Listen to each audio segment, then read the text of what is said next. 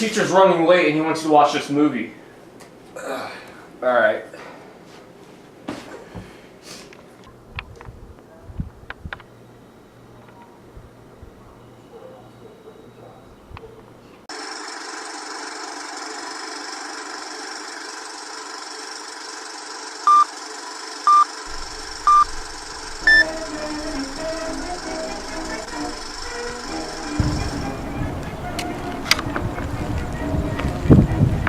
Oh, hey. I didn't see you there. My name is Juan Verde. Welcome to Crash Course. Today we'll be discussing urban America in the 1800s. Urban America was created with the help of the market revolution, radically altering the American city. Thereby, substantial growth stimulated by immigration, which changed patterns of living and culture. These changes caused the need for social order. The market revolution dramatically increased the size of America's cities, which included the nation's top 5 largest cities, which included New York, Philadelphia, Baltimore, Boston, and New Orleans. Some of these effects were seen in Utica, New York, which were transformed by the opening of the Erie Canal. Railroads also made growth of Chicago possible.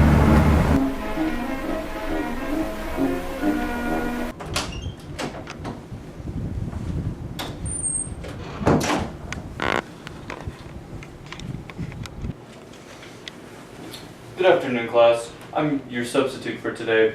Now, continuing on the subject of urban America, today we'll be talking about class structure and living patterns in the city.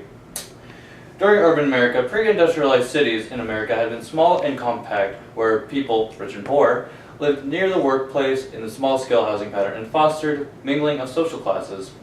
Although the per capita income had almost doubled between 1800s and 1850, the gap between the rich and the poor increased greatly.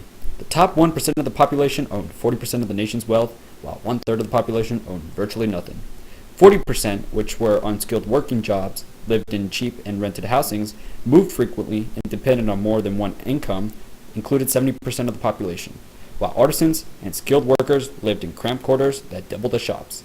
Middle class, which included the 25 to 30%, owned nice houses. Wealthy 3% of the population owned mansions, townhouses with servants, and multiple houses. With living conditions such as this, sanitation problems developed, such as lack of urban water supplies, sewers, and garbage collection.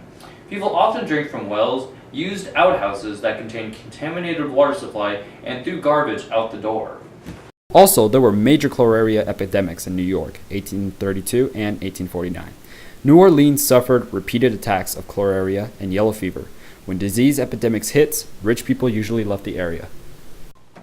Despite the recent outbreaks and unsanitary conditions, city organizers were very slow to take action.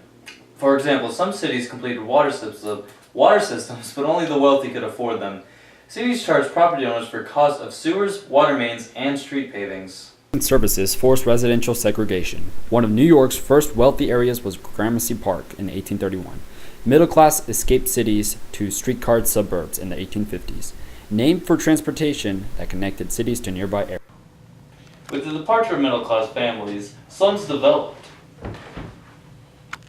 Slums developed as middle-class families left the area. Worst slum in New York was 5 Points. Immigrants and free blacks and criminals were included. Starvations and murder was common. Gangs, such as the Plug Uglies and Shirt Tails, dominated the district. Diseases were blamed for the slums. Immigrants viewed as lower than American-born citizens and were thought to be one of the cause of disease.